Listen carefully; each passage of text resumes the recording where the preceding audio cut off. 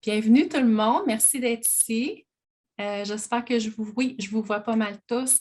Si vous ne m'entendez pas, je suis désolée, peut-être regarder j'ai mis dans le chat, essayer les différents paramètres de votre Zoom. OK, donc sans plus tarder, on va débuter. Donc, on aimerait commencer par prendre un moment pour faire une reconnaissance des territoires, donc en lien avec la Commission de vérité et de réconciliation du Canada. On aimerait prendre un moment. Donc, Mentor Canada reconnaît respectueusement que les territoires sur lesquels nous poursuivons nos activités sont les territoires traditionnels des Premières Nations, des Métis et des Inuits, qui sont depuis longtemps les gardiens de ces territoires. Et la CPL a sa propre reconnaissance des territoires aussi. Donc, la CPL est située sur les territoires traditionnels non cédés des Premières Nations algonquines et Mohawks. Nous reconnaissons l'oppression historique des terres, des cultures et des peuples d'origine dans ce que nous connaissons maintenant comme le Canada. Et nous visons à contribuer au cheminement de guérison et de décolonisation que nous partageons tous ensemble. Donc, personnellement, je me trouve sur les territoires traditionnels des peuples de la région du Traité 7 dans le sud de l'Alberta, donc qui comprend la Confédération des Pieds-Noirs et la Nation métisse de l'Alberta, région 3. On aimerait prendre un petit moment pour s'introduire. Donc, vous ne me connaissez pas, à moins que que c'est la deuxième fois que vous faites cette formation. Donc, mon nom, c'est Michelle Mantero. Donc, je suis spécialiste de la formation chez Mentor Canada et je suis vraiment honorée de collaborer avec la CPL aujourd'hui.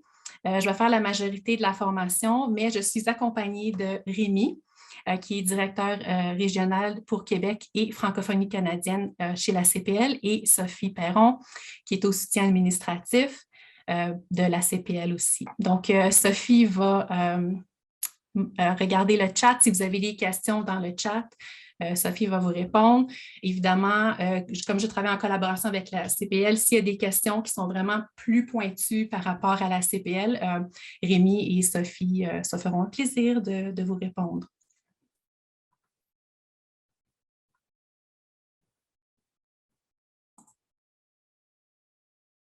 Donc, c'est quoi les objectifs de cette formation aujourd'hui pour les mentors? Donc, on veut vraiment que vous vous sentiez confiant de commencer une expérience de mentorat si c'est nouveau pour vous.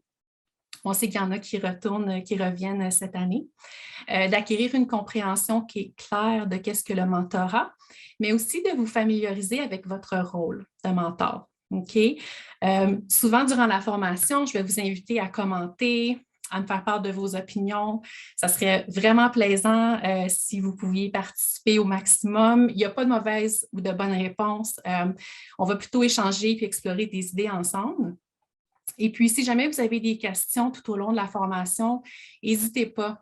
Vous pouvez mettre vos questions dans le chat ou si vous préférez, simplement ouvrir votre microphone, il n'y a pas de problème. Est-ce qu'il y a des questions jusqu'ici? Non. Parfait. OK. OK, bon, on va commencer tout de suite avec une question brise-glace. J'aimerais savoir, qu'est-ce que vous aimeriez retenir de cette formation? Donc, pour répondre, vous pouvez utiliser Slido. Si vous avez votre téléphone cellulaire, vous pouvez utiliser la caméra de votre téléphone cellulaire pour scanner le carré. Ça va vous amener tout de suite à la question. Vous pouvez entrer votre réponse sur votre téléphone ou vous pouvez aller sur slido.com et rentrer le code qui est ici et la question va s'ouvrir. Vous pouvez rentrer votre réponse. Donc, je vais vous donner une petite minute. Gênez-vous pas, votre nom n'apparaît pas.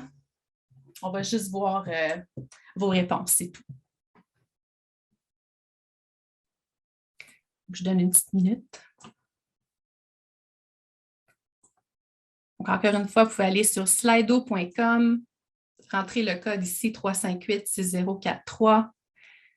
La question apparaît ou avec votre téléphone cellulaire, vous prenez la caméra, vous scannez le carré et la question apparaît.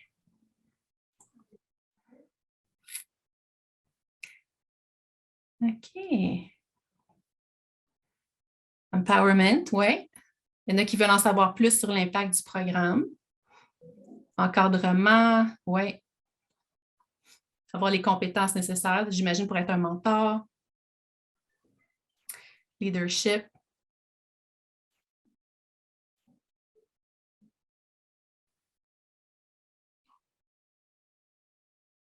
Gênez-vous pas, je vais vous donner quelques petites secondes de plus. La façon de faire, oui, effectivement. La motivation, oui. Nouvelle génération. OK, j'aime ça, oui.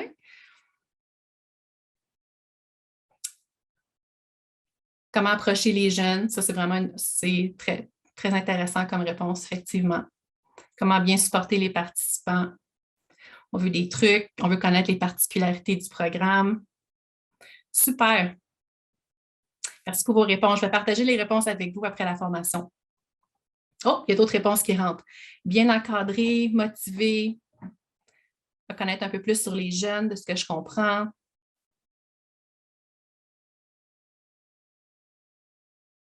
C'est pas aux participants. Oui. Parfait. Merci vraiment de vos réponses, j'apprécie. Fait que je pense qu'on va couvrir pas mal tous ces sujets-là. Fait que je pense qu'on est sur la bonne piste avec la formation d'aujourd'hui. Donc, je vais juste vous montrer l'agenda.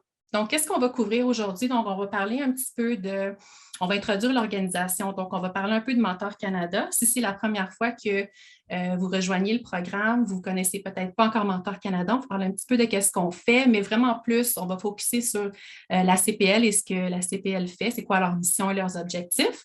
On va parler aussi du programme de mentorat de la CPL. Donc, c'est quoi les objectifs du programme? Un petit survol aussi du programme en général. C'est quoi le mentorat? D'où ça vient, donc l'histoire du mentorat. L'impact du mentorat, on a des statistiques à vous présenter, une recherche qui a été faite au Canada. Votre rôle spécifique de mentor, donc les qualités, les choses à faire, les choses à ne pas faire quand on est mentor. Le mentorat comme soutien et capital social, donc comment, à l'aide du mentorat, vous allez aider les jeunes à vraiment étendre leur réseau de connexion. Et puis, comment est-ce qu'on peut développer une relation de mentorat? Ça, c'est vraiment important. J'en ai entendu qui ont parlé de comment on peut soutenir la nouvelle génération, les jeunes et tout ça. Donc, je pense que vous allez vraiment aimer cette partie-là aussi. Donc, on va commencer tout de suite avec l'introduction à l'organisation. Donc, Mentor Canada. Donc, qui qu'on est?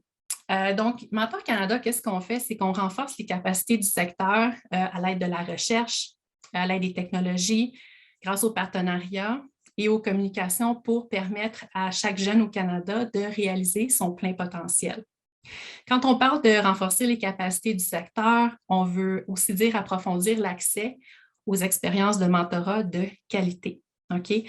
On n'offre pas des expériences, on n'offre pas des services directement au public. On travaille principalement en collaboration avec d'autres prestataires de services, comme on le fait aujourd'hui avec la CPL. Et là, plus précisément, ceci est notre phrase de mission. Donc, qu'est-ce qu'on fait en un clin d'œil? Donc, on favorise la création de relations de mentorat qui encouragent les jeunes à atteindre leur plein potentiel par le biais de la recherche, la création de réseaux et l'échange de connaissances. Pour ce qui est de la CPL, donc la CPL, c'est l'Association canadienne des parcs et loisirs, évidemment, vous le savez, vous en faites partie. Donc, c'est un organisme national qui s'emploie à promouvoir la santé publique et qui contribue au dynamisme de notre société en exploitant le potentiel des parcs et des loisirs et qui atteint 90% des communautés canadiennes. Donc, je suis sûre que ça, ce n'est pas nouveau pour vous. Donc, la CPL, donc, au cours des 60 ans d'histoire, la CPL s'est imposée comme un chef de file national qui est crédible et énergique dans son secteur. Et en plus de faire valoir les bienfaits des parcs et des loisirs, l'association offre à ses membres l'information, les ressources, le perfectionnement professionnel dont ils ont besoin pour se démarquer dans leur collectivité. Okay? La CPL, elle investit dans le milieu pour trouver des solutions aux problèmes sociaux, influencer l'évolution des politiques publiques et assurer partout une meilleure qualité de vie. Okay? Donc, si on résume en 3 points, la CPL est un porte-parole, la CPL, c'est une communauté et elle offre aussi des services.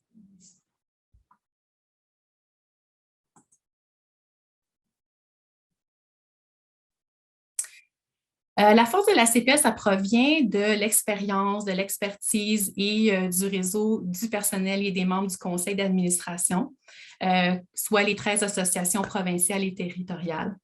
La CPL travaille également avec des bénévoles, des partenaires gouvernementaux et un certain nombre de secteurs connexes comme l'activité physique, le sport, l'éducation, la santé publique. Et ça contribue à faire progresser les objectifs de la CPL. Le Bureau national de la CPL est situé à Ottawa. Donc, comme on a mentionné un petit peu plus tôt, en lien avec la reconnaissance des territoires, le Bureau national de la CPL est situé à Ottawa, donc, qui est le territoire des peuples algonquins. Ceci étant dit, j'ai une autre question pour vous. J'aimerais savoir un petit peu tâter l'expérience qu'on a dans la salle virtuelle. Donc, combien d'années est-ce que ça fait que vous travaillez dans le domaine des parcs et loisirs? Donc, encore une fois, vous pouvez scanner le carré ou aller sur slido.com. Donc, avoir une idée de l'expérience qu'on a. Je vais vous donner une petite minute.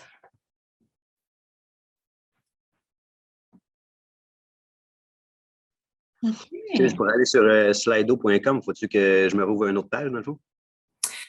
Oui, il faudrait que tu rouvres une autre page Internet ou avec ton cellulaire avec la caméra. C'est comme si tu prenais une photo avec la caméra du carré. En prenant une photo, ça va... Oui, si tu mets la caméra vis-à-vis du carré, tu vas voir, ça va faire comme un scan, puis ça va ouvrir une page Internet sur ton téléphone mobile.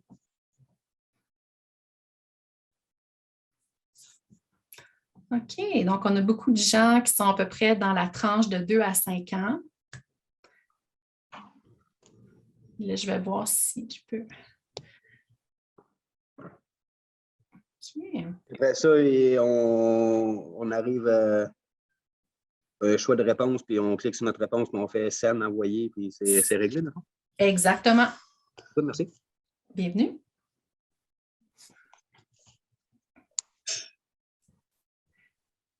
OK. J'ai l'impression que ça ne bouge plus trop. Donc, on a la majorité, c'est à peu près 2 à 5 ans. Ah, ça bouge encore.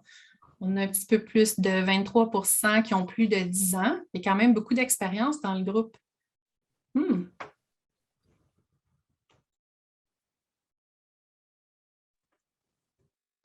OK. Et un petit peu de gens un peu plus nouveaux dans le domaine, mais on voit qu'il y a quand même beaucoup d'expérience dans la salle. Donc, 42 % qui ont à peu près 2 à 5 ans d'expérience. Parfait. Avant qu'on continue avec notre prochain module, est-ce qu'il y avait des questions ou est-ce qu'il y a quelque chose sur lequel vous aimeriez commenter? Juste être sûr que je donne l'occasion à tout le monde de... Non? OK. Parfait. OK, donc ça nous amène à parler un petit peu du programme de mentorat de la CPL. OK, donc on va parler des objectifs et tout ça.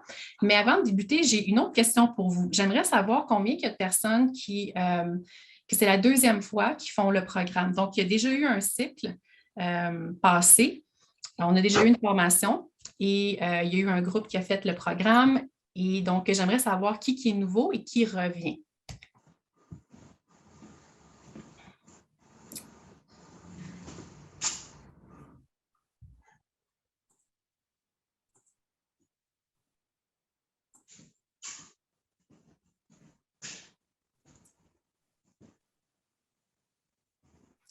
Okay. Donc, la majorité semble que c'est la première fois que vous joignez au programme. C'est bon à savoir. Donc, merci. Merci de vos commentaires.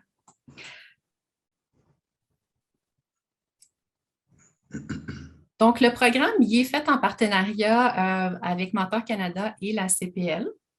Donc, depuis plusieurs années, la CPL a acquis de l'expérience dans la prestation de programmes d'emploi pour les jeunes et de subventions salariales partout au Canada. Par contre, le programme Expérience Emploi Jeunesse est un projet qui est plutôt récent puis qui va un petit peu plus loin. L'un des principaux objectifs de ce travail-là, c'est d'impliquer les jeunes qui sont confrontés à des obstacles à l'emploi et de renforcer leurs compétences et leurs capacités dans le secteur des parcs et des loisirs. OK? Et quelle meilleure façon de le faire que par le mentorat? Donc, la CPL a envisagé d'élaborer un guide de mentorat dans le cadre du programme. Et ça, c'est un moyen de combler le fossé entre les jeunes et leurs employeurs. La CPL, elle veut soutenir le développement de relations positives et elle veut donner aux mentors et aux mentorés une base qui est vraiment solide pour y arriver. Okay? Donc, tout ça va se faire par le programme. Et comme ce programme s'étend à travers le Canada, le guide a été conçu pour fournir une base sur qu'est-ce que le mentorat, comment ça peut être bénéfique, mais c'est aussi pour vous aider à vous adapter tout au long du programme à mesure que les compétences sont acquises par les jeunes puis que les objectifs sont atteints. Okay? Le matériel du guide a été développé en collaboration avec Recreation North et Mentor Canada. Le modèle de compétences du programme de formation de Recreation North il a été élaboré par Recreation North et Park Association du Yukon. Et ils nous ont donné l'autorisation de partager le modèle dans sa forme originale. Okay? Et Mentor Canada il a également offert son soutien tout au long de l'élaboration de ce guide-là pour renforcer le projet. Quand on parle du programme d'expérience emploi jeunesse, quels sont les objectifs? Donc, il y a 5 objectifs. Le premier objectif, c'est d'offrir des stages à plus de 350 jeunes, en particulier ceux qui font face à des obstacles, leur permettant d'acquérir des compétences et d'acquérir de l'expérience dans le secteur des parcs communautaires et des loisirs. Ensuite, c'est de permettre aux jeunes de se connecter avec un mentor. Okay? Donc, ça va leur permettre d'acquérir une expérience qui est pratique en milieu de travail. Okay? Donc, c'est une chose d'apprendre dans les livres, mais c'est une autre chose d'avoir un soutien individuel avec un mentor. Ensuite, développer les compétences, élargir les réseaux. Donc, quand on parle d'élargir les réseaux, c'est donner aux jeunes une banque de connexions, okay? Puis d'accroître leur connaissance du secteur des parcs et des loisirs. Ensuite, le quatrième objectif, c'est d'accroître le recrutement et la rétention des jeunes qui font face à des obstacles à l'emploi au Canada. Et finalement, le dernier objectif, c'est de fournir un soutien aux communautés pour embaucher des jeunes supplémentaires afin de faire progresser leurs priorités en matière de parcs et de loisirs. Okay? Et là, si on fait un petit survol du programme, juste avant qu'on parle de ce qui est à l'écran, donc les loisirs ils offrent à de nombreux jeunes des possibilités d'emploi, de leadership, de développement, de carrière. Par exemple, en 2013, il y a 8,4 % des jeunes qui travaillaient dans le secteur des arts, de la culture et des loisirs au Canada. Okay? Ces jeunes leaders sont vraiment importants pour la main-d'œuvre en loisirs, okay? Pour présentement, mais aussi pour l'avenir. Le programme d'expérience emploi jeunesse de la CPL, ça fournit un soutien financier direct aux administrations locales, ce qui leur permet d'offrir des stages qui sont axés sur les jeunes, qui acquièrent un large éventail de compétences, de connaissances, d'expériences dans le secteur des parcs communautaires et des loisirs. Okay? Donc, non seulement le programme offre une formation qui est pratique, mais chaque jeune est jumelé avec un mentor dans son milieu de travail pour offrir une expérience qui est vraiment immersive. OK. Donc, un petit peu plus sur le programme. Donc, le programme s'échelonne sur 3 ans. Donc, ça a commencé en janvier 2020. Ça va jusqu'en décembre 2023. Le but, c'est d'engager plus de 350 jeunes. Subvention salariale à 100 % jusqu'à 10 000 jusqu'à 4 000 pour soutenir la relation mentor-mentoré. Et il y a un financement via le programme Stratégie, emploi et compétences jeunesse. Est-ce qu'il y a des questions jusqu'à date ou ça va? Ça va? Parfait. Ça, ce qu'on voyait là sur la page, c'est l'objectif que vous voulez atteindre, dans le fond? Engager 350 jeunes ou bien c'est déjà fait? De ce que je comprends, c'est l'objectif. Est-ce que c'est bien ça, Sophie? Ou Rémi? Oui, en fait, ils ne sont pas déjà nécessairement engagés. L'objectif, c'est pendant cette période-là d'engager 350 jeunes. Il y a déjà eu une période d'embauche l'année dernière et là, on est à la deuxième phase du programme et il y aura ensuite là, une autre phase pour avoir d'autres demandes de subventions qui, au total, va faire les 350 emplois. OK, parfait. Merci. Merci, Rémi. Et ça, c'est quelques statistiques de l'expérience emploi jeunesse 2021. Donc, il y avait 89 des jeunes qui faisaient face à des obstacles à l'emploi. Ça se peut aussi qu'ils vivent dans des communautés éloignées, donc 56 qui étaient dans des localités rurales, 37 autochtones, 32 faisaient partie de minorités visibles et 16 qui n'avaient pas complété leurs études secondaires. OK? Donc, ça résume le programme de mentorat de la CPL. Est-ce qu'il y avait des questions sur le programme avant qu'on parle un petit peu plus de qu'est-ce que le mentorat puis l'impact du mentorat? Non? Parfait. OK. Donc, on va dans le vif du sujet. Donc, c'est quoi le mentorat? On a pensé qu'on parlerait un petit peu de l'histoire du mentorat pour débuter. Je ne sais pas si vous avez déjà entendu parler de l'Odyssée. Donc, le personnage mentor dans l'Odyssée, c'est une histoire qui est racontée par le poète grec Homère. Donc, mentor, c'était un ami de confiance du roi Ulysse. Puis quand le roi y est allé à la guerre de Troie, alors mentor, il a eu la tâche de protéger le fils unique du roi et de l'aider à grandir pour réussir. Donc, le mot mentor lui-même vient de plusieurs mots grecs qui signifient penser, conseiller, se souvenir, endurer. Donc, ça existe vraiment depuis longtemps, le concept de mentor. Au fil du temps, le terme mentor en est venu à désigner un conseiller de confiance, un ami, un enseignant, une personne qui est sage. Donc, le concept, il a évolué, mais il est toujours aussi significatif. Quand on parle de la définition du mentorat, il y a quelques définitions, mais ça se ressemble pas mal toutes. Pour ce qui est de la CPL, leur définition spécifique, c'est la suivante, celle que vous voyez donc à l'écran. Donc, le mentorat, c'est le jumelage d'une personne expérimentée ou qualifiée, donc le mentor, avec une personne qui veut améliorer ses compétences, le mentoré. Et le mentor agit comme un modèle et soutient le mentoré en partageant ses connaissances, des ressources, des conseils pour aider à améliorer ses compétences. Ceci étant dit, là, j'aimerais savoir, si vous pouviez être mentoré par quelqu'un, qui ça serait? Puis là, allez dans votre monde de fantaisie. Là. Ça peut être une célébrité, une personne connue, comme ça peut être quelqu'un plus proche de vous. Ça peut être un membre de la famille, un ami. Donc, qui est-ce que vous aimeriez qui vous mentore? Si vous pouviez prendre n'importe qui. Mais ça, là, cette question-là, c'est pour un travail en particulier ou pour n'importe quelle chose de la vie? N'importe quelle chose de la vie. OK, parfait.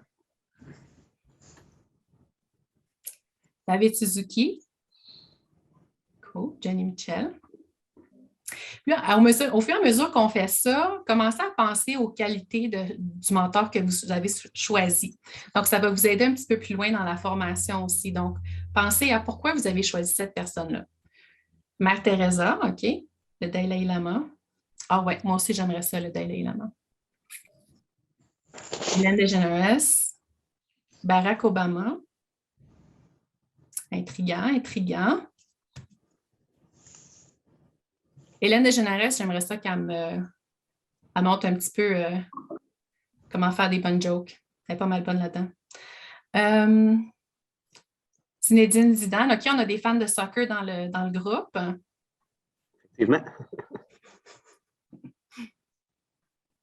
Bill Gates. Je suis pas mal sûre qu'il y aurait des bons trucs financiers. Winston Churchill, une personne qui est qualifiée, oui. Michelle Obama. Intéressant, il y a 2 fois, les Obama sont sortis 2 fois. Oprah. Scotty Bowman. Ouais. Intéressant. Vraiment, il y a vraiment une variété là, de personnes où je vois déjà comme des qualités différentes dans chacun des mentors que vous choisissez ou des expériences différentes. OK. Je vais vous donner quelques petites secondes de plus. Bon, s'il y en a d'autres réponses qui ressortent. OK. Bon.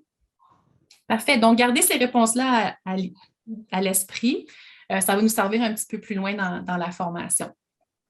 OK. Donc, ceci étant dit, il y a différents types de relations de mentorat. Je ne sais pas si vous avez déjà entendu parler des types de relations. Donc, il y a formel, informel, naturel. Donc, c'est quoi la différence? Donc, la formation formelle, c'est une relation de mentorat qui a une structure Habituellement, il y a un agenda, il y a des objectifs spécifiques, puis habituellement, c'est établi par un programme de mentorat formel, un peu comme ce que vous faites en ce moment avec la CPL. On pourrait dire que c'est un programme formel. Ensuite, on a les programmes informels, pas les programmes, pardon, les relations de mentorat qui sont informelles ou naturelles. Donc, dans les deux cas, on peut dire que c'est des relations de mentorat qui évoluent d'une manière qui est organique, un peu comme une amitié, mettons. On a tous eu des mentors dans nos vies qui ne savaient peut-être même pas qu'ils étaient en train de nous mentorer parce qu'ils reconnaissaient en nous nos forces, il y avait des mots d'encouragement pour nous. Donc, on peut penser, par exemple, informel, ça peut être un enseignant, un entraîneur, un superviseur au travail. Puis quand on parle de naturel, souvent, c'est plus relié à la famille ou aux amis proches. Est-ce que vous avez une expérience de mentorat avec un de ces types de mentorat? C'est-à-dire, est-ce que vous avez une expérience personnelle? Est-ce que vous avez vécu peut-être une expérience de mentorat formel dans le passé, informel, naturel? Peut-être vous avez vécu deux types ou tous les types? Donc, je vais vous donner une petite minute pour répondre à ça. On sait que sur deux types, c'est quoi n'importe quel des deux types, dans le fond? Oui, exactement.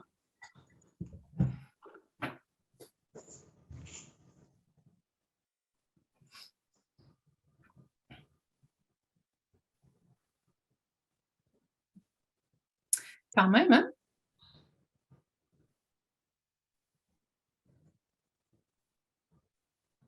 Tous les types, il y en a qui sont chanceux. Deux types, 38 %, oui.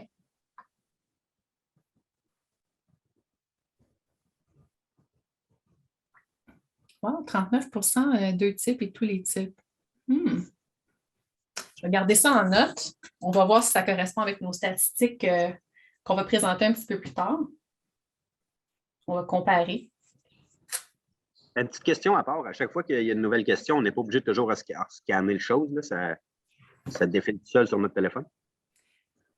Bonne question. Est-ce que tu l'as scanné plus qu'une fois? Je l'ai scanné plus qu'une fois, mais là, ils viennent de ça automatique qui a changé à cette question-là. OK, bon, mais parfait. Ça veut dire que tant que c'est ouvert, la question va se rafraîchir. Parfait, je te remercie. OK, on a 10 % informel, puis on a 10 % naturel. OK. Formel, 3 %. Oui, formel, ça semble plus dur pour les jeunes à trouver. Ça va se refléter vraiment dans les statistiques qu'on va vous présenter tantôt. Donc, ça ne m'étonne pas tant qu'on voit 3 % pour formel. Merci d'avoir partagé votre expérience. J'apprécie vraiment. On est rendu à 41 % tous les types. Je vais juste garder ça en note. OK. Donc, maintenant qu'on a expliqué un peu c'est quoi le mentorat, on a parlé un petit peu de l'histoire de mentorat, c'est quoi l'impact du mentorat maintenant sur les jeunes? Fait qu'on va vous présenter quelques statistiques qu'on a recueillies chez Mentor Canada. Donc, on a effectué une recherche en 2020, ici chez Mentor Canada, sur l'état du mentorat. Donc, qu'est-ce que ça veut dire d'avoir un mentor quand on est un jeune au Canada?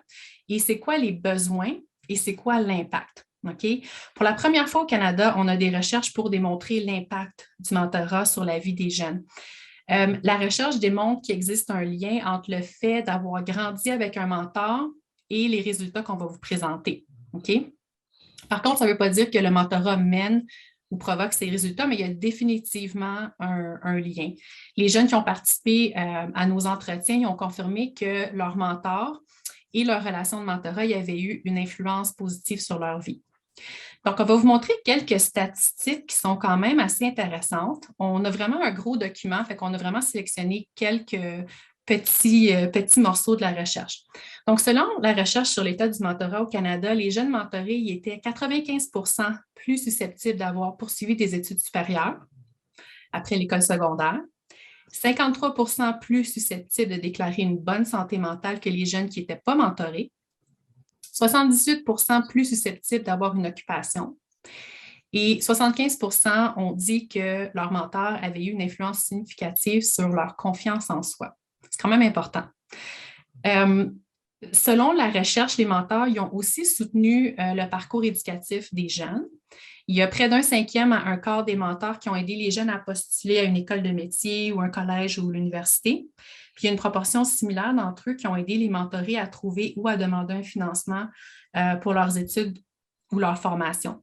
Donc, suite à ces résultats, ça vous permet, vous, en tant que mentor, de réfléchir à votre parcours en tant que mentor et au soutien que vous pouvez apporter. Mais c'est quoi les obstacles à l'accès au mentor? OK? Donc, il y a environ 38 des répondants qui ont déclaré avoir rencontré des obstacles pour trouver un mentor. Puis les 3 principaux obstacles, c'est les jeunes ne savaient pas comment trouver un mentor. Ils ne voyaient pas la valeur ou ne comprenaient pas la valeur d'avoir une expérience de mentorat, ou il n'y avait juste pas de programme de mentorat à leur disposition. OK?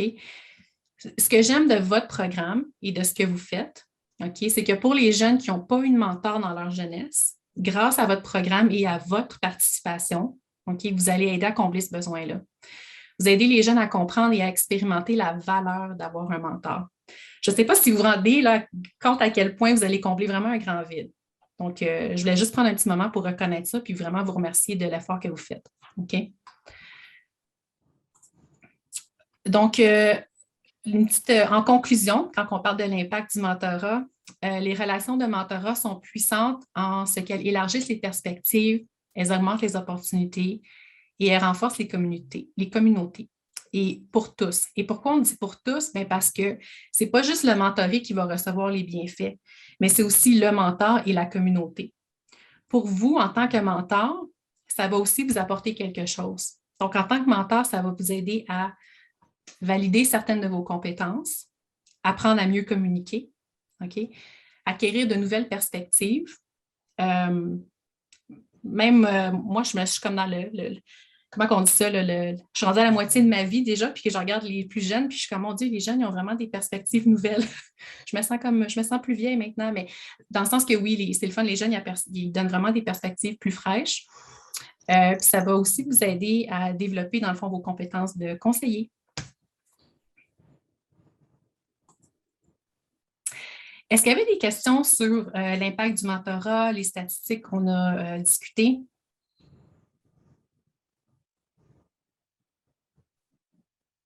Non? OK, parfait. Donc là, on va parler de votre rôle de mentor. Je suis sûre que c'est une partie que vous attendez sûrement le plus.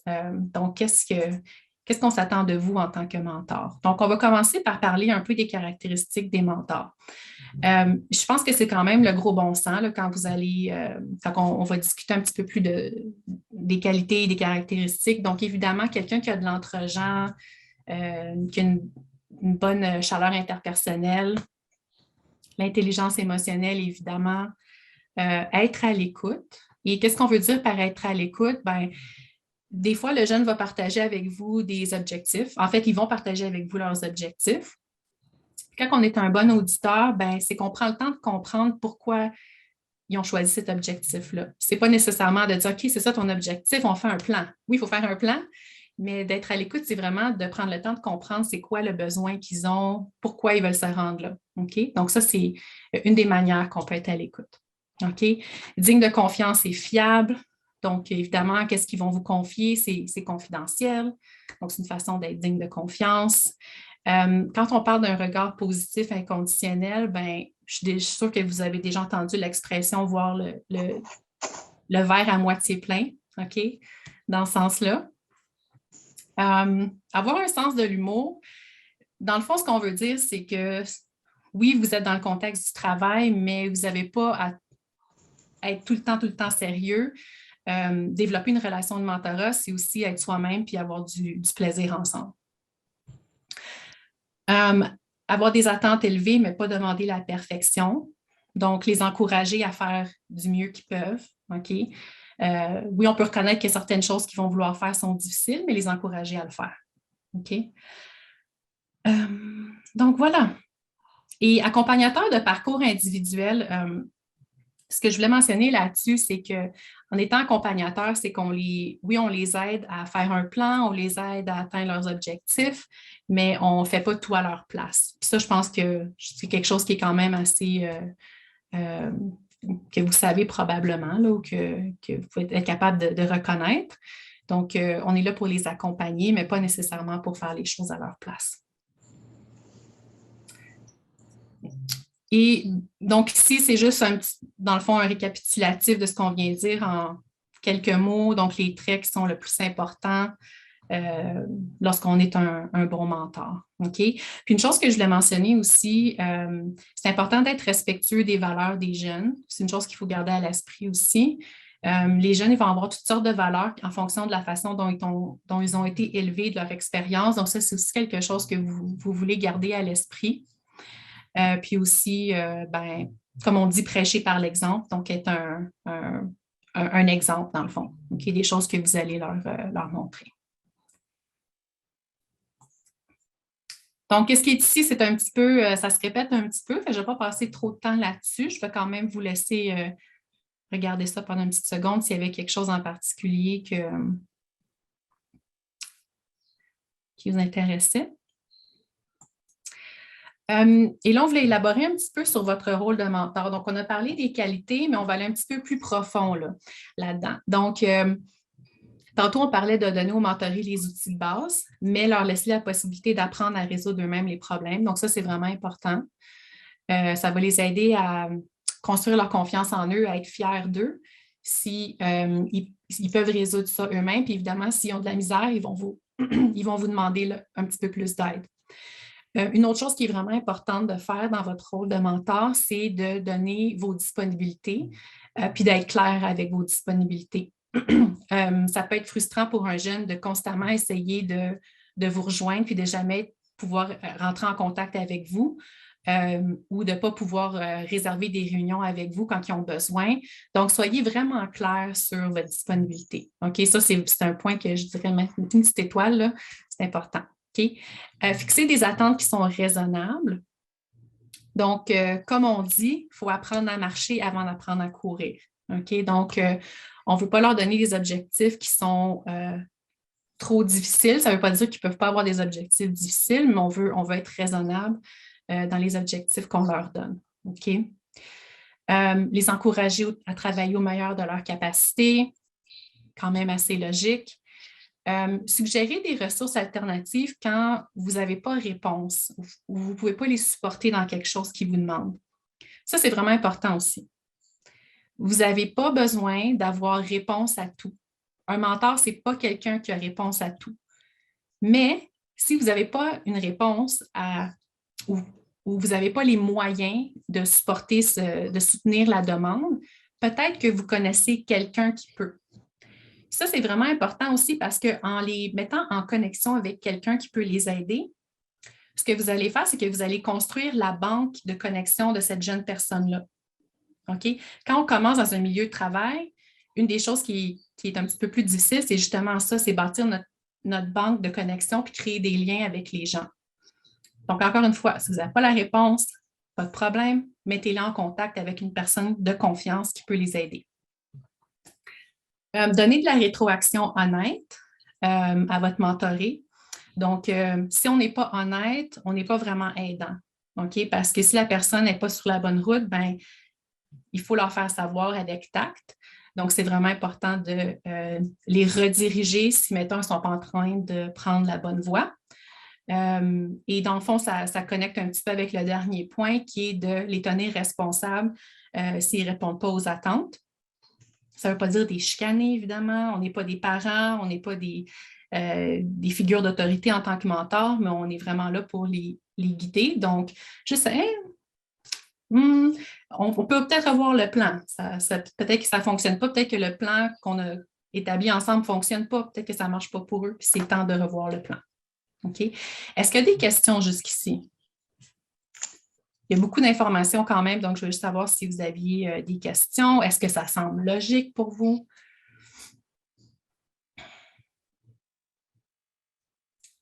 Oui, bon, ben, je vais prendre votre silence comme un oui, c'est clair. Mais n'hésitez pas, si jamais vous avez une question, allez-y dans le chat ou ouvrez votre micro, il n'y a pas de problème.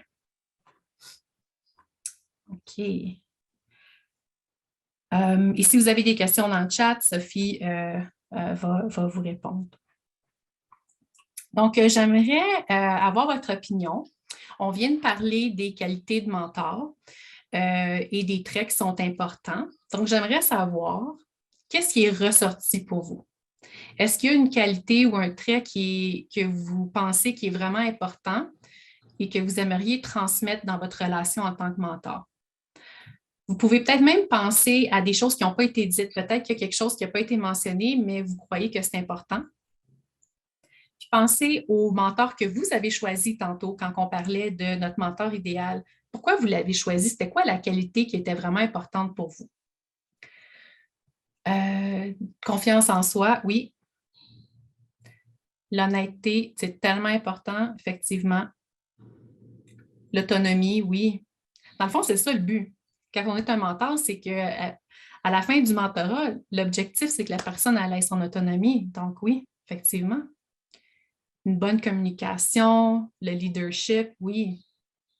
Être disponible, ben oui, effectivement, oui. Guider avec expérience.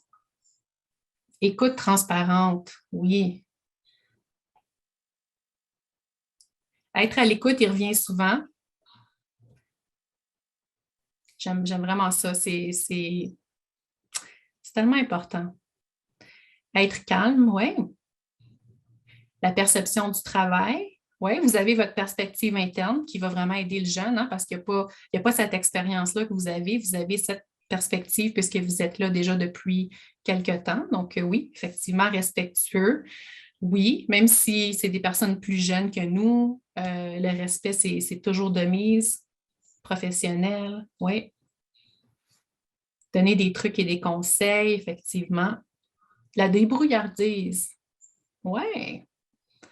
Sens de la collaboration, oui. Je l'aime celui-là parce que ça, c'est ressorti d'un feedback que la CPL a reçu suite à la fin du programme précédent. Il y a un jeune qui a mentionné ça. Fait que j'aime bien que ça soit mentionné ici. Ouvert d'esprit, ouverture, oui, tellement important. Accompagnement. Excellent. Oui.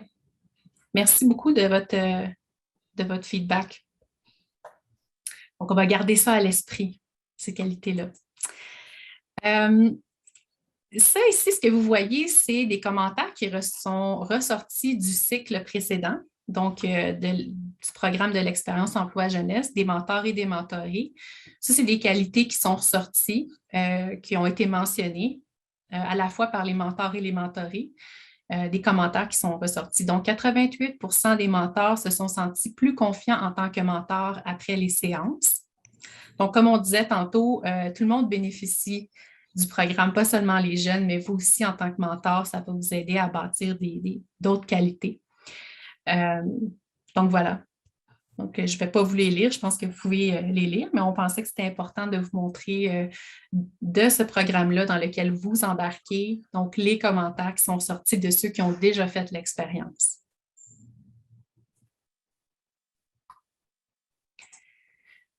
Maintenant, votre rôle n'est pas. Ça aussi, c'est important. Il faut connaître aussi nos limites. Oui, on est un mentor, on est accompagnateur, mais on n'est pas un parent, on n'est pas une figure d'autorité. Donc, c'est vraiment important de faire attention dans nos interactions, de comment justement on parle avec ces jeunes-là. On n'est pas non plus des thérapeutes ou des guérisseurs. On n'a pas besoin d'avoir réponse à tout, comme on mentionnait. Tout n'est pas à notre niveau d'expertise. Comme on disait tantôt, s'il y a quelque chose qui ressort comme, mettons, des besoins en santé mentale, OK, on n'est pas des thérapeutes. Si vous n'avez pas les compétences nécessaires, n'hésitez pas à les référer à quelqu'un qui a les connaissances nécessaires. OK? Et il faut faire attention aussi de ne pas promouvoir ses croyances religieuses ou ses valeurs religieuses. OK? D'autres choses à ne pas faire qui ne sont pas mentionnées ici, mais je voulais prendre le temps de mentionner quelques petites choses. Il ne faut pas éviter les critiques constructives. Okay, c'est important de leur donner des critiques constructives, mais c'est toujours garder à l'esprit qu'il faut balancer. Évidemment, il faut équilibrer le feedback de bravo ou de il faut travailler sur quelque chose. mais évidemment, il y a toujours une façon de le faire. Mais si on ne donne pas de critique constructive, on n'aide pas la personne à progresser. OK? Faut vraiment faire attention aussi d'accepter des engagements de temps que vous ne pouvez pas tenir. Donc, encore une fois, j'ai vu qu'il ressorti dans les qualités, il y en a qui disaient disponibilité. Oui, être disponible, mais si jamais vous n'êtes pas disponible, ben, soyez clair, promettez pas des choses que vous ne pouvez pas donner. Oui, Sophie, je vois que ta main est levée. Il y a Francis dans le chat qui nous dit en tant qu'employeur, ça égale être figure d'autorité. Est-ce que tu peux clarifier cette phrase pour nous? OK. Donc, est-ce que c'est parce qu'il y a un mentor qui est aussi un superviseur dans ce sens-là? Je ne sais pas, il faudrait peut-être demander à Francis de spécifier, de clarifier son idée, parce que moi, tout ce que j'ai, c'est que lui, il indique en tant qu'employeur, on est une figure d'autorité. Oui, ben, c'est un peu ça le sens de mon propos. Dans le fond, vous disiez qu'il ne faut pas faire figure d'autorité. Par contre, ben, ça reste quand même un employé. Là. Moi, au sein de ma municipalité, c'est quand même un emploi étudiant où j'ai des directives à donner puis des tâches à exécuter. Alors, j'ai de la misère à comprendre là, parce qu'il y a quand même un lien là, de figure d'autorité par rapport à l'ensemble des employés de la municipalité au niveau de la supervision ou des objectifs à atteindre. Là. Alors, c'était juste pour préciser que moi, je vois qu'il y a quand même un lien d'autorité entre le. Je comprends qu'il faut distinguer le mentorat de l'employé, mais c'est sûr que moi, je vais être le mentor de l'employé. Alors, c'est sûr que j'ai une certaine autorité sur l'emploi étudiant. Oui, je comprends la question, Francis. C'est une question qui est vraiment valide. Ce que je dirais, c'est quelqu'un qui est, mettons, dans une position d'autorité, mais qui est aussi un mentor, c'est qu'il y a des objectifs dans le cadre du programme Expérience Emploi Jeunesse sur lesquels on va travailler avec la personne. Puis là, il y a des conversations et des objectifs en lien avec ça. Évidemment, s'il y a des comportements au travail qui sont, mettons, inacceptables, des choses qui doivent être travaillées, c'est discuté pas dans le cadre du programme lui-même, dans ces sessions-là, mais plutôt dans les sessions qui ont rapport avec le développement professionnel. Est-ce que vous me suivez? Est-ce que ça fait du sens? Oui. Donc, les conversations vraiment en lien avec les objectifs et le développement dans le programme Expérience Emploi Jeunesse. Si quelqu'un, mettons, n'atteint pas ses objectifs ou a de la misère ou il faut donner du feedback, on le fait dans ce contexte-là en tant que mentor. Mais aussi, c'est sûr qu'en tant qu'employé, il y a des conversations qui prennent place dans un contexte différent. Est-ce que c'est logique? Oui, excellent. Dans le fond, il faut distinguer le volet mentorat de le volet emploi étudiant. Là. Oui, c'est ça. Exactement. Excellent, merci. Bienvenue. OK. À quoi on peut s'attendre des mentorés? Ça aussi, c'est quelque chose de vraiment important à considérer. C'est qu'il faut se rappeler que chaque jeune est à une étape différente de son développement. Chacun a des expériences et des circonstances de vie qui peuvent différer des nôtres en tant que personne. Il y en a qui auront vécu du racisme et le COVID a affecté la santé mentale de vraiment beaucoup de personnes. Donc ça, c'est des choses que vous devez garder à l'esprit quand vous entrez en relation avec un jeune mentoré. OK? Donc, tout le monde vient d'une situation unique. Pensez à vous personnellement, qu'est-ce que vous avez vécu au cours des 2 dernières années durant le COVID. OK?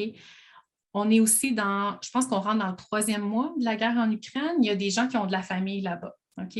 Donc, on a tous notre façon de vivre, de gérer nos émotions. Donc, c'est vraiment important en tant que mentor que vous soyez compatissant. OK? Prenez le temps de connaître le mentoré puis de construire une relation de confiance. OK? Donc, il va falloir travailler avec certains jeunes, il va falloir travailler à travers les obstacles.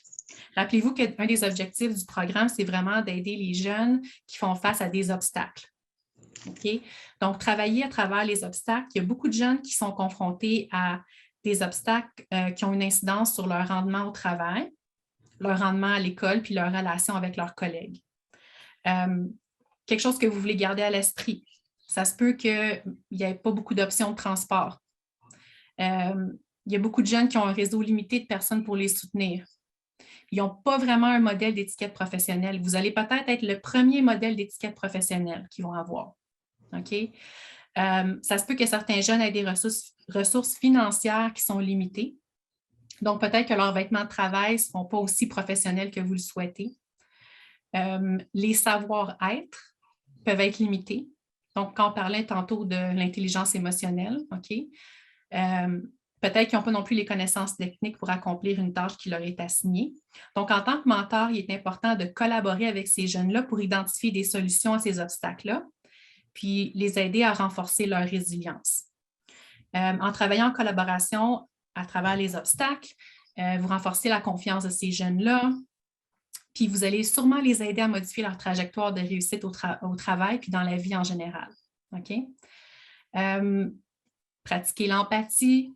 OK? Quand vous êtes avec un jeune, il est important de faire une pause, se mettre à leur place, se rappeler quand nous, on était à leur âge, si on était dans leur contexte, comment est-ce qu'on agirait.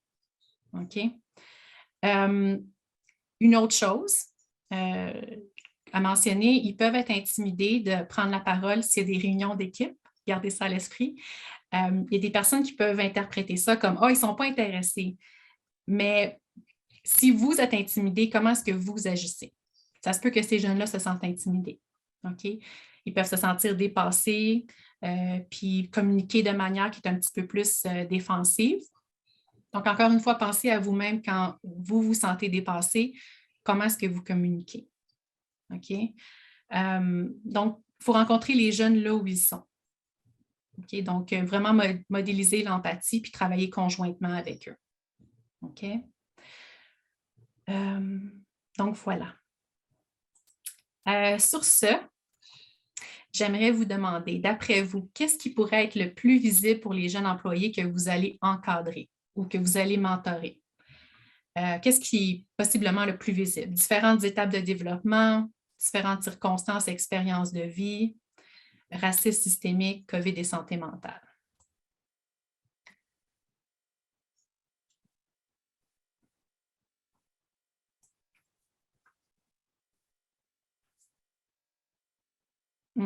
Différentes étapes de développement, oui.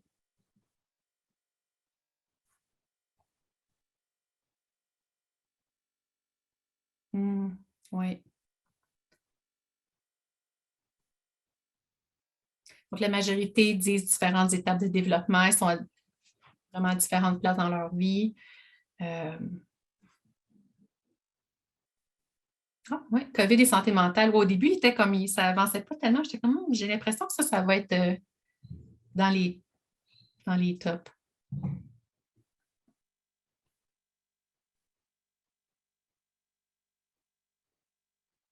OK. OK. Donc, la plupart devraient être à différentes étapes de développement. COVID et santé mentale semble être la deuxième chose auxquelles ils vont faire face. OK. OK. Intriguant, intriguant. Donc, qu'est-ce que les jeunes mentorés veulent? OK, donc les choses que les mentorés, basées sur d'autres formations qu'on a faites avec les jeunes et sur la recherche, c'est que les jeunes veulent vraiment créer des liens personnels. Ils veulent avoir un réseau de soutien. Ils veulent avoir différentes perspectives. Puis, ils veulent développer des compétences pour réussir. Et une chose qui est ressortie du feedback du dernier cycle, c'est que non seulement les jeunes recherchent des savoir-faire, mais ils recherchent des savoir-être. OK? Je vais vous partager une des rétroactions qui est sortie du dernier cycle. Donc, un des participants au programme a dit « J'ai appris tellement de choses de mon mentor que je n'aurais pas appris dans un manuel ou en classe, principalement des compétences relationnelles, telles que l'importance d'avoir des relations positives avec toutes les personnes avec lesquelles et pour lesquelles vous travaillez. » Donc, on dirait que cette personne-là, elle ne s'attendait même pas à ça. Elle allait pour apprendre des choses techniques, puis finalement, elle s'est rendue compte que c'est vraiment important d'avoir des bonnes relations avec mes collègues de travail. Donc, quelque chose à garder à l'esprit aussi lorsque vous allez commencer votre relation de mentorat. OK, là, j'ai une petite vidéo à vous montrer. C'est d'une jeune personne Elle n'était pas, c'était pas une jeune personne qui faisait partie du programme Emploi Jeunesse, mais elle a été mentorée par d'autres mentors. Et elle explique les choses qui sont importantes pour elle chez un mentor. C'est en anglais, mais il y a des sous-titres en français. Fait que je vais vous mettre les sous-titres. C'est littéralement 30 secondes. First, I just want to say that give us a space where we can be ourselves without feeling judged and pressured into something that we are or are not. So as Chevy said, just give me a space where I feel comfortable enough to express myself in the way that I wish to. And that is, I think, one of the best forms of mentoring you could give me. And that is something that I don't have a lot of access to sometimes.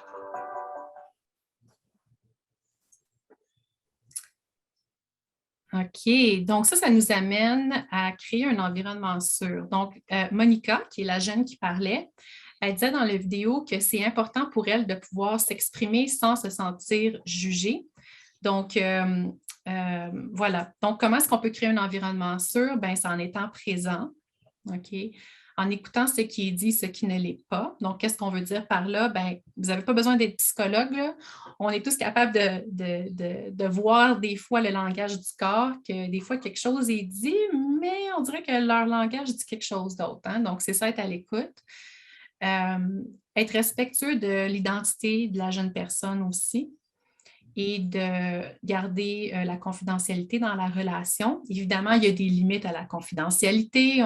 C'est quand même logique s'il y a quelque chose qui entrevient à la loi, évidemment. Là, la confidentialité, bon, ça dépasse un peu ça. Mais vraiment être sûr que les conversations que vous avez avec ces jeunes-là leur donnent un environnement qui est sûr et ouvert ou qui peut vraiment s'exprimer avec liberté. OK?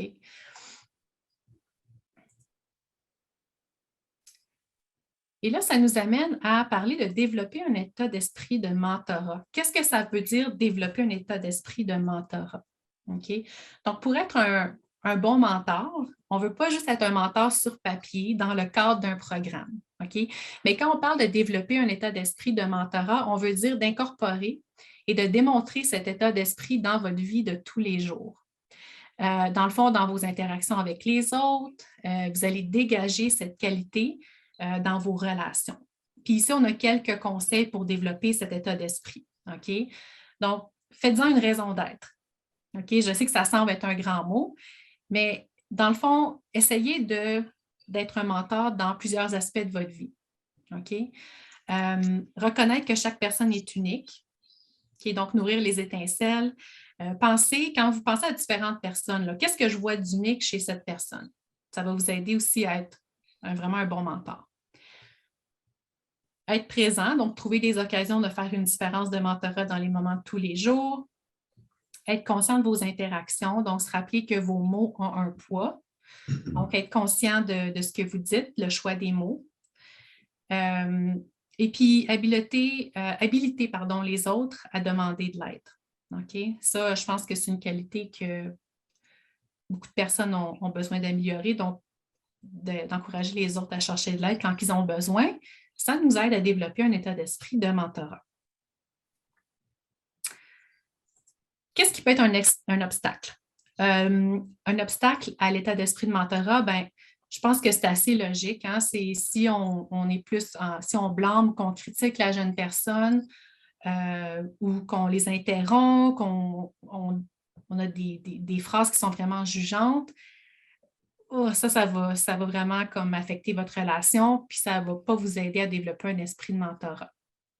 Donc, au lieu de blâmer, critiquer, on peut rediriger, on peut revoir notre plan, qu'est-ce qu'on peut faire pour réussir la prochaine fois. On peut parler aussi des fois où que nous, on n'a pas réussi. Il n'y a pas personne qui a eu des A dans tout au courant de leur vie, donc c'est correct aussi de parler des fois où que nous, on n'a pas réussi. OK? Est-ce que tout ça, c'est logique? Est-ce qu'il y a des questions? Non? La vallée de la mort n'est pas morte, elle dort. Je ne sais pas si vous avez déjà entendu parler de la vallée de la mort. C'est un désert aux États-Unis, en Californie, en fait. Puis, malgré les grandes chaleurs, la vallée de la mort elle regroupe plus de 400 espèces végétales et animales. Donc, il y a de la vie. Pourquoi est-ce qu'on dit ça? Bien, dans le fond, en nourrissant la relation de mentorat, il y a un monde de possibilités qui s'ouvre pour ces jeunes-là. Donc, juste sous la surface se trouvent des graines de possibilités qui attendent seulement les bonnes conditions. OK? Donc, voilà, ayez cette curiosité. Ayez la curiosité envers la jeune personne. Qu'est-ce qui se cache sous la surface? Donc, ça nous amène à notre prochain module qui est le mentorat comme soutien et capital social.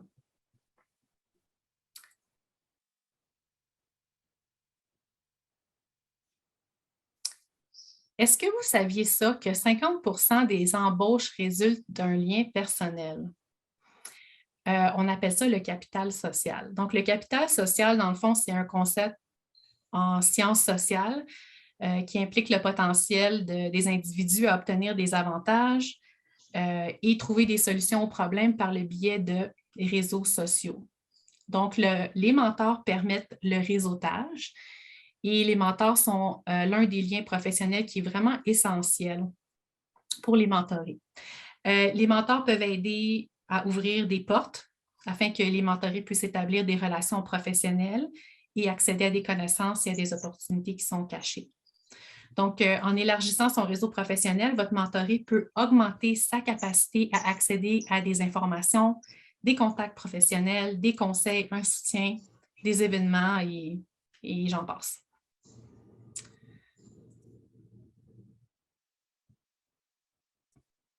Le pourquoi. Donc, le mentorat est d'autant plus important quand on passe en votre objectif numéro 5, qui est d'assurer la croissance continue et la pérennité du domaine des loisirs. Donc, votre programme de mentorat contribue à atteindre cet objectif-là en offrant aux jeunes une perspective interne, en les aidant à se préparer pour une carrière, en renforçant leur confiance en soi, en étendant le réseau professionnel, en accroissant leurs connaissances sur les divers parcours de carrière, puis en les aidant à voir clairement c'est quoi les compétences qu'ils doivent développer pour atteindre leurs objectifs de carrière. OK?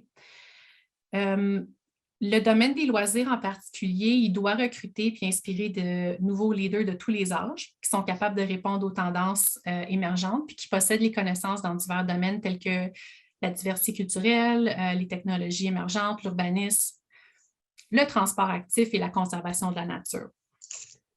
Donc, tous ceux qui travaillent dans le domaine des loisirs doivent acquérir et atteindre les compétences de base et la capacité de faire face aux changements dans les environnements physiques et sociaux qui ont un impact sur les loisirs. Les loisirs y offrent à de nombreux jeunes des possibilités d'emploi, de leadership, de perfectionnement professionnel.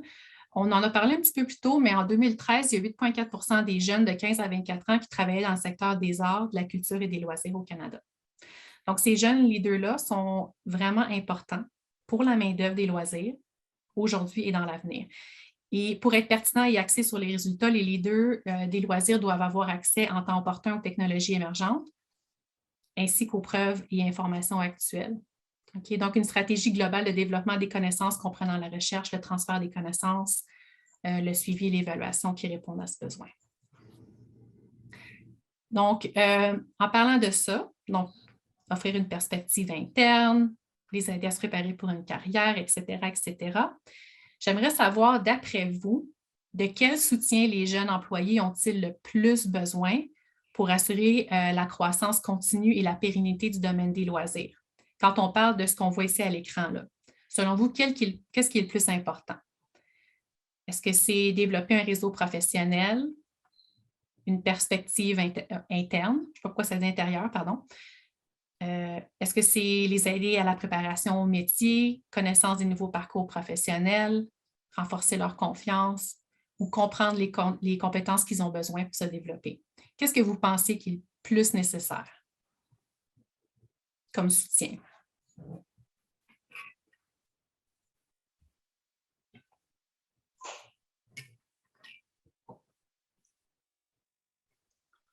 On peut avoir plusieurs choix on peut avoir plusieurs réponses, c'est ça?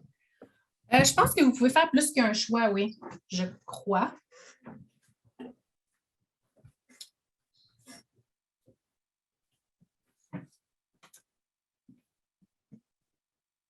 Aider à renforcer la confiance, à date, c'est lui qui est le plus, que vous avez le plus choisi. Donc, c'est fascinant quand même.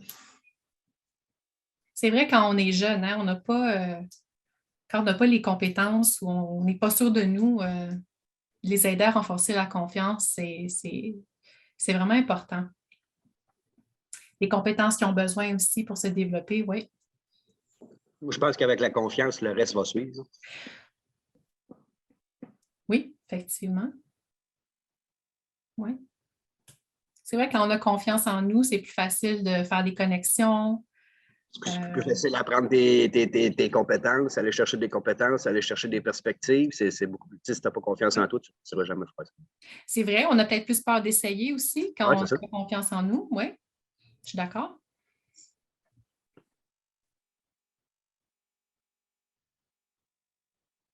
OK. Je vais vous donner encore quelques petites secondes. Parfait. Je vais partager toutes ces statistiques-là avec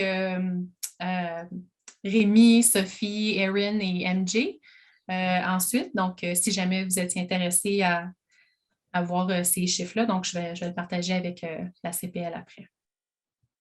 Intéressant, OK. Donc, il semblerait qu'aider à renforcer la confiance et comprendre les compétences dont ils ont besoin pour se développer et ce que vous avez mis en haut de la liste.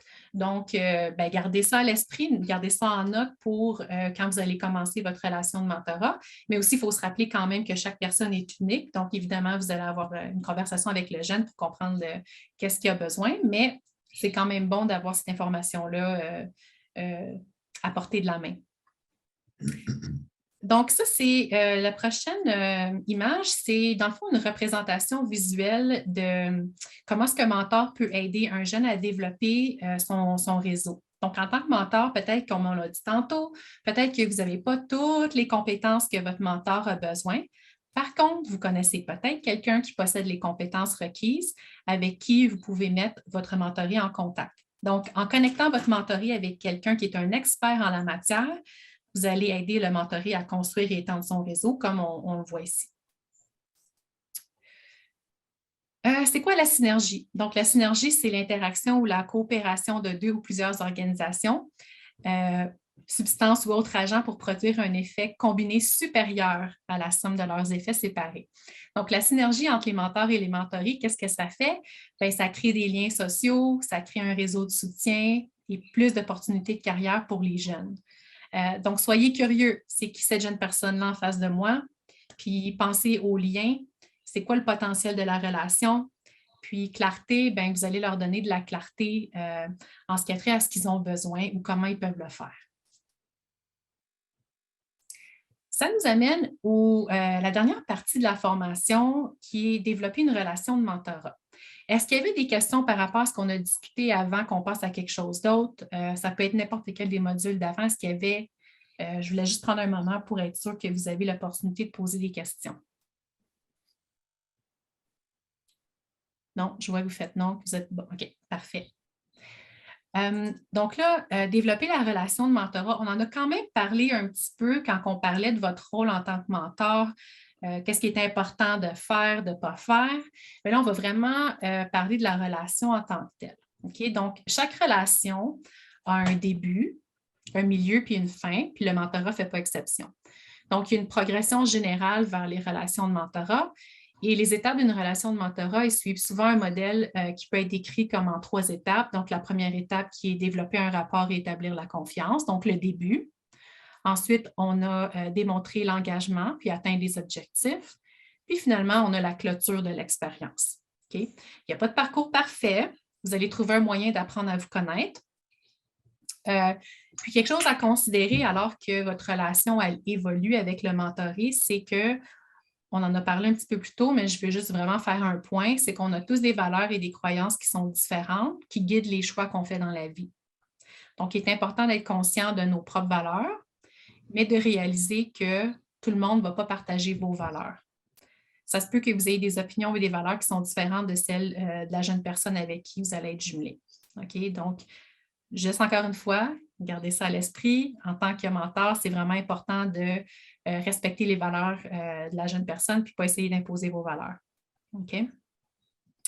Quelques petites idées pour Ça, je pense que c'est pas juste pour le mentoré et mentor, c'est pour tout dans la vie. Tu respectes les valeurs des autres et tu as les tiennes. Oui, c'est vrai, effectivement. Okay, c'est bon. Oui, c'est vrai. Et là, d'autant plus que vous êtes dans un programme formel, ben, il faut développer une relation. Hein? Donc, ce ne sera pas juste on fait des objectifs, on fait des objectifs ensemble, on remplit un cahier ensemble, puis voilà. Non, ben, c'est ça, il faut quand même développer une certaine relation. Donc, une façon de le faire, c'est de montrer de l'intérêt, poser des questions à la personne. Évidemment, on fait attention aux questions qu'on pose, on n'est pas indiscret, être ouvert d'esprit, puis être respectueux en tout temps. C'est quand même assez logique. Comme le disait, je t'écris Saint-Victor, j'imagine que c'est Victor. C'est quand même, ça va quand même de soi dans la vie en général. Non, Saint-Victor, c'est la municipalité. Ah, OK. Je m'excuse, ton nom, c'est? Vincent. Vincent, bon, comme disait Vincent. OK, donc, qu'est-ce qu'on peut faire lors de notre première séance de mentorat? Donc, là, on va y aller un petit peu plus dans l'aspect pratique des choses. On a parlé de vos qualités à développer, tout ça. Mais là, qu'est-ce qu'on fait dans notre séance de mentorat? Donc, premièrement, on va apprendre à se connaître. C'est débuter. Comment est-ce qu'on apprend à se connaître? Bien, on pose des questions. OK? Voici quelques idées de questions que vous pouvez poser aux jeunes. Donc, c'est quoi tes objectifs? Est-ce qu'il y a des cours que tu apprécies particulièrement? C'est quoi les intérêts de carrière? Où tu te vois après le programme, etc., etc. C'est quoi tes attentes? Est-ce qu'il y a des activités qui te passionnent? Qu'est-ce que tu aimerais apprendre durant notre période de mentorat? Donc, soyez vraiment intentionnels et précis afin de les aider. Une autre chose qui est importante de faire, c'est développer la confiance. Okay? La confiance est essentielle à une relation de mentorat, mais ça peut prendre un petit peu de temps pour se construire. Fait que ça se peut que votre première réunion, que vous soyez gêné, c'est correct, c'est normal. Commencez votre mentorat par une réunion de style, on apprend à se connaître, on pose les questions, OK? Puis vous échangez des informations, comme ces questions-là ici qu'on a à l'écran. Puis soyez curieux. La curiosité, c'est une qualité qui est exploitée dans une relation de mentorat. OK? C'est pas mauvais d'être curieux. Ça nous permet d'aller à la rencontre de l'autre personne puis de dépasser notre timidité ou notre peur du jugement. Puis la curiosité, elle nous donne envie de découvrir l'autre pour ce qu'il est. Et ça contribue à créer des liens qui sont solides et des relations harmonieuses. Puis quand on est curieux, bien, ça montre qu'on a un intérêt pour quelqu'un. OK? Donc, ça serait la première chose à faire. C'est poser des questions, comprendre c'est quoi les besoins, c'est qui la jeune personne en face de vous. La deuxième chose à faire, c'est d'établir, donc discuter et créer un accord sur l'expérience de mentorat. Donc, le mentorat devrait avoir des directives claires concernant le comportement et la responsabilité des participants. Donc, au début de votre relation, le mentor et le mentoré vont établir certaines règles concernant leur rôle, partager ce que vous attendez tous les deux de l'autre personne et pensez également à ce que vous apportez à la relation. OK? Donc, certaines choses à faire. Établir les attentes en matière de communication, les rôles et responsabilités, identifier les objectifs, puis décrire le domaine des compétences à améliorer. Vous avez un cahier qui va vous aider avec ça en passant. OK? On va vous le montrer dans quelques instants. Autre chose à faire, c'est d'établir des objectifs à court terme et à long terme. Okay?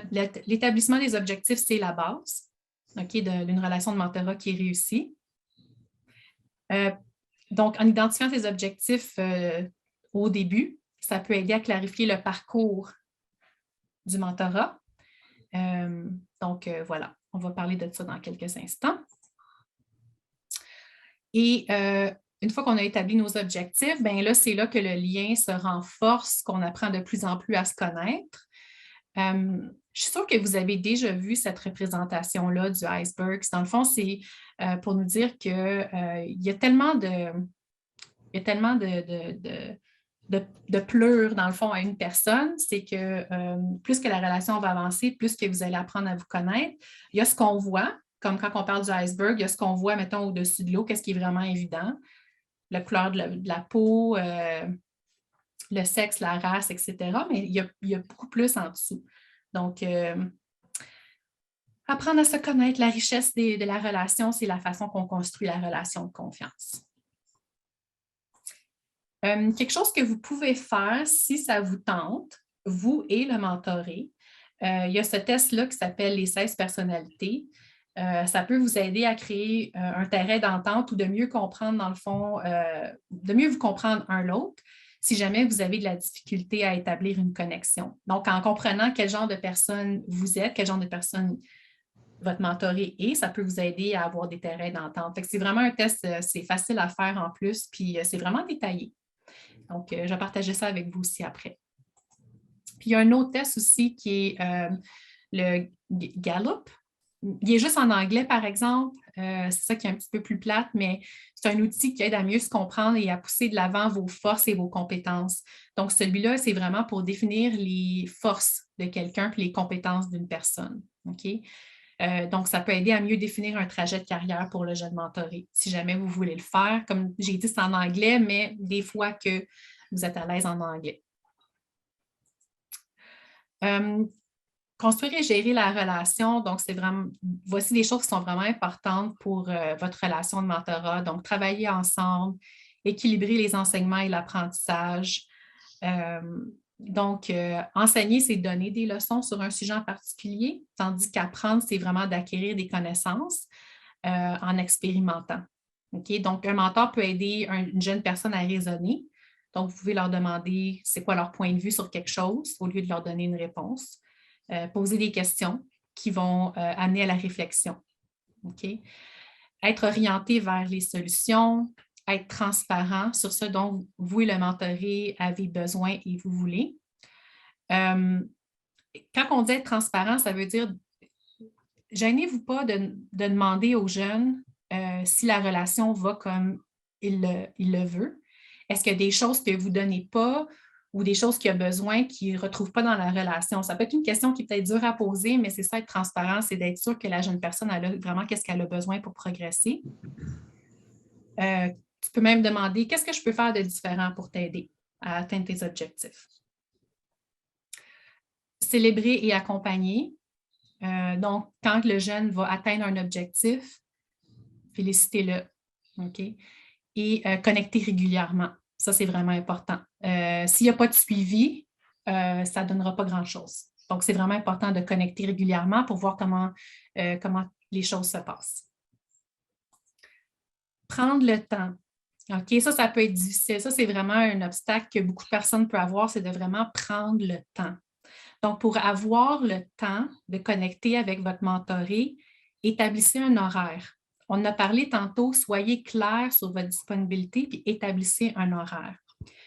Utilisez votre entente pour discuter de la fréquence et de la durée de chaque réunion. Non seulement vous allez parler de vos disponibilités, mais vous allez décider ensemble, OK, on va se rencontrer, mettons, une fois toutes les 2 semaines pour 1 heure. Je donne un exemple. Je ne veux pas dire que c'est ça que ça doit être, là. Mais si vous vous attendez au début de, OK, voici mon horaire, est-ce que ça fait ton affaire si on se rencontre à tous les 2 semaines, à toutes les semaines, au mois, blablabla. Évidemment, la vie, on est tous occupés dans la vie, mais commencez avec un horaire qui est cohérent et quelque chose qui est quand même facile pour commencer, mais au moins commencer. Là, établissez une première réunion, c'est ça l'important. Faites attention au temps, pas dépasser le temps. Ça peut être décourageant des fois si les jeunes ont d'autres activités aussi après puis qu'ils savent que vous allez toujours dépasser. Donc, faire attention à ça. Et puis, prévoyez du temps pour vous rencontrer quand vous n'êtes pas distrait. Donc, quand on parlait tantôt d'être présent, ben c'est ça, être présent. C'est quand on book une réunion, je suis là pour toi, puis c'est ça. Je ne suis pas en train de tout le temps regarder mes notifications de cellulaire, etc.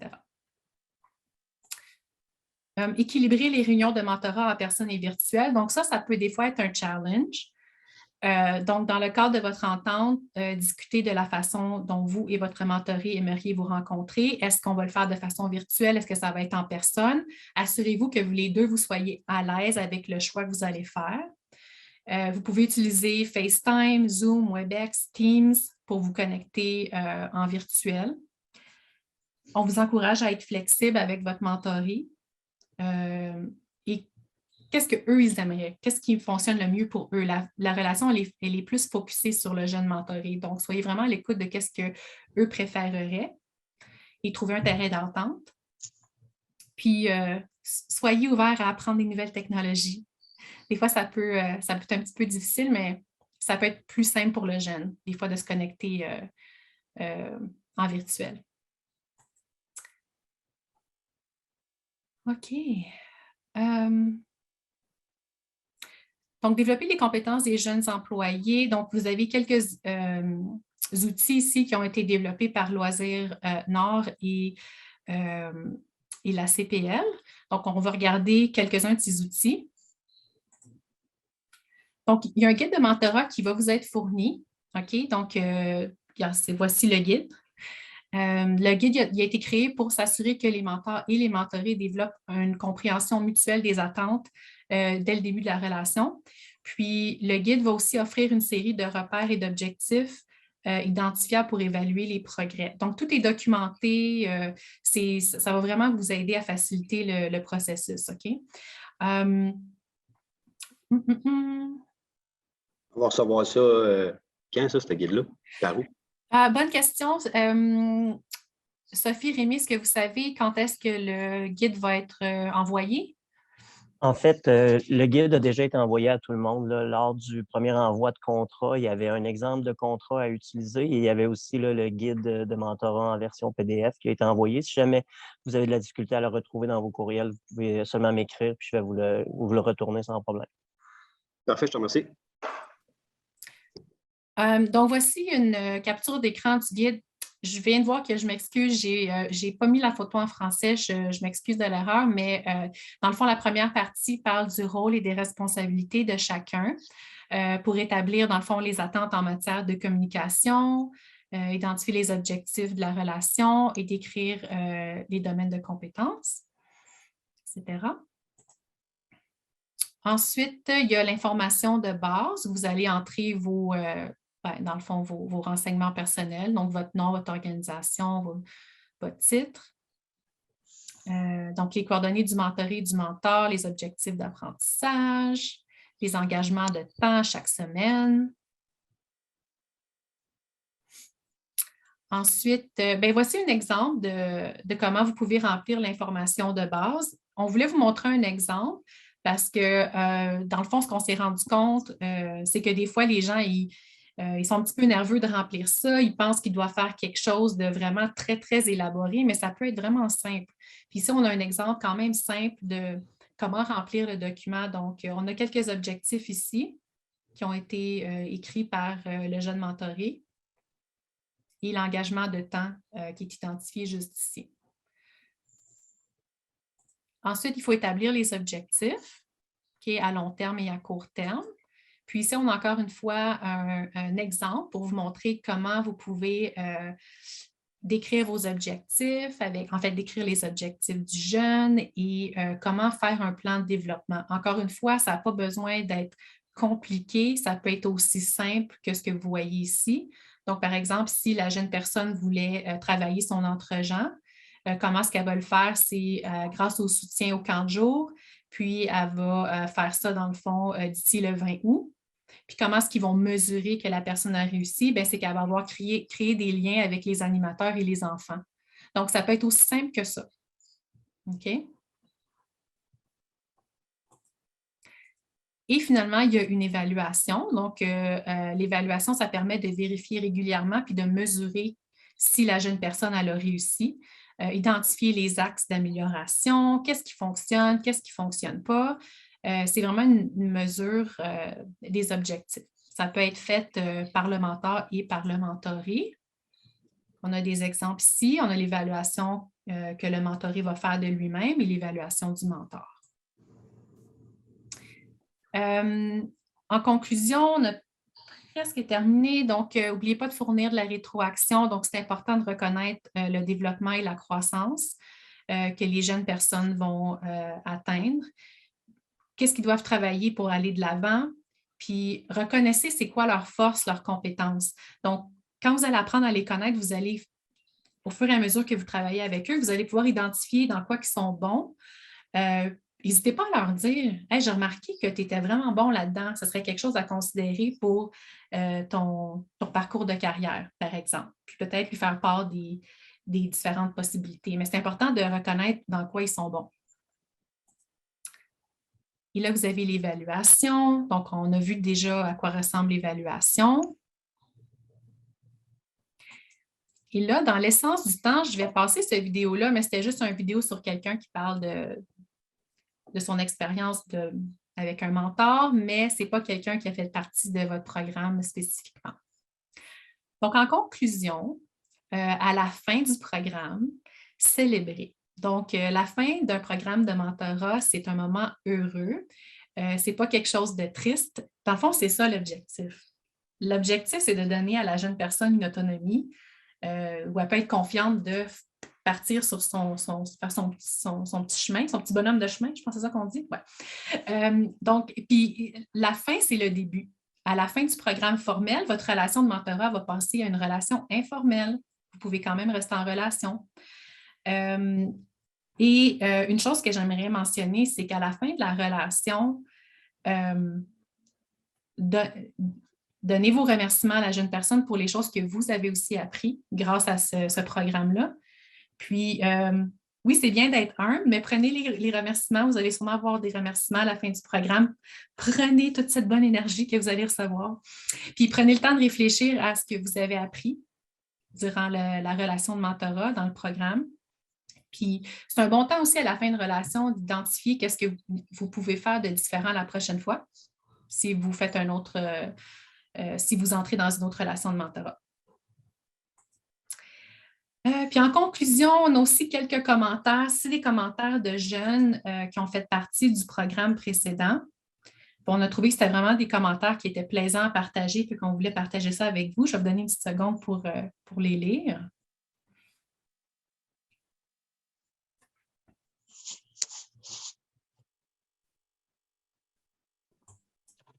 Michel, on a eu une petite question dans le chat. Oui. C'est Pascal qui nous demande le guide à remplir avec le mentoré. Est-ce qu'ils vont devoir le retourner à la CPL? Et si oui, quand? Je vais passer la balle à Rémi. D'après moi, s'ils écrivent dedans, c'est à eux, mais... En fait, effectivement, c'est une bonne question. Là. Le guide est à eux. C'est vraiment un outil qui les aide à accompagner leurs jeunes. Il n'y a pas besoin d'être retourné à la CPL. En fait, c'est seulement le rapport à la fin, le rapport final qui va devoir être retourné à la CPL, mais pas le guide de mentor. Merci Rémi. Merci Pascal de ta question. Et donc ici, on a quelques autres commentaires de personnes qui ont participé au programme Emploi Jeunesse, qui ont eu des commentaires vraiment positifs. Écoute, il y a quelqu'un qui a dit que ça a été le point culminant de ma vie jusqu'à présent. Non, mais ça, c'est tout un compliment quand même.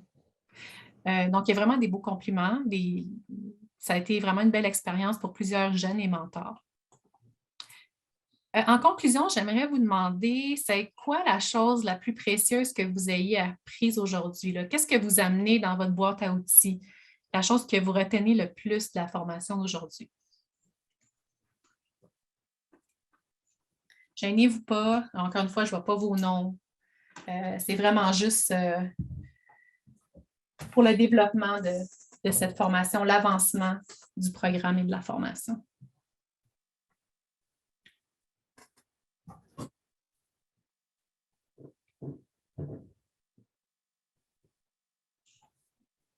Gênez-vous pas.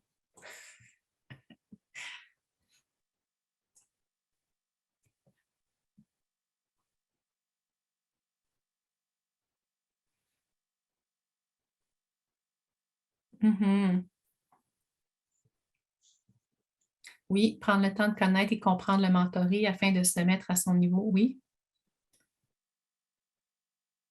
Oui, l'importance du mentor dans la vie d'un mentoré. Les statistiques, ils parlent vraiment, hein? Ça crie haut et fort. Créer un lien, oui. Oui, l'impact que vous pouvez laisser sur un jeune. Encore une fois, merci de participer dans ce programme-là. Vous allez combler vous allez vraiment combler un besoin important. Rendre le mentor confortable. Les stars, OK. L'importance du mentor dans la vie d'un mentoré. La pertinence d'un... Oui. Confirmer l'approche et entreprendre. Oui. Prendre le temps de connaître le rôle important que peut avoir un mentor. Oui. Oui, pour ceux qui reviennent, merci. Ça confirme que le mentorat que je faisais jusqu'à présent était bien fait. Oui, hein, c'est validant pour ceux qui reviennent dans le programme. Je suis contente d'entendre ça. Parfait. Merci de vos commentaires. Puis, ici, on a juste quelques ressources à partager avec vous. De plus, encore une fois, on va partager la présentation avec Erin et MJ pour ces recherches-là. Et une dernière petite question, je sais qu'on a presque fini. Est-ce que vous aimeriez avoir une session suivie à mi-programme? Est-ce que c'est quelque chose qui serait souhaitable?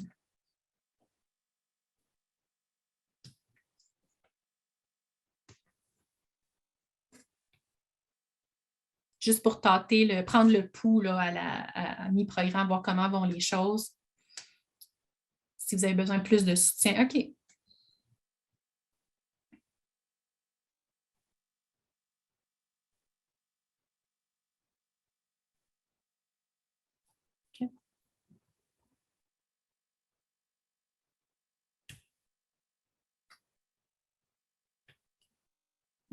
Ça ne bouge plus, je pense. Est-ce que tout le monde a pu mettre la réponse? Oui? Non? Oui, oui, oui. Oui, OK. Parfait. Bien, c'est tout. Est-ce qu'il y avait des questions avant qu'on conclue? C'est vraiment la conclusion en ce moment. Est-ce qu'il y avait d'autres questions? Sinon, bien, merci. Oh, vas-y, oui. Non, pour moi, c'était correct. OK, parfait. Et sinon, merci beaucoup d'avoir pris le temps. Puis ici, on a les personnes contacts si jamais vous avez besoin d'entrer en contact avec quelqu'un. Merci beaucoup de votre temps, de votre participation. Donc, voilà. J'espère que ça a été utile aujourd'hui. Merci beaucoup. C'est un plaisir. Merci. Merci. Merci, Michel. Bienvenue. Bonne fin de journée à tout le monde. Merci.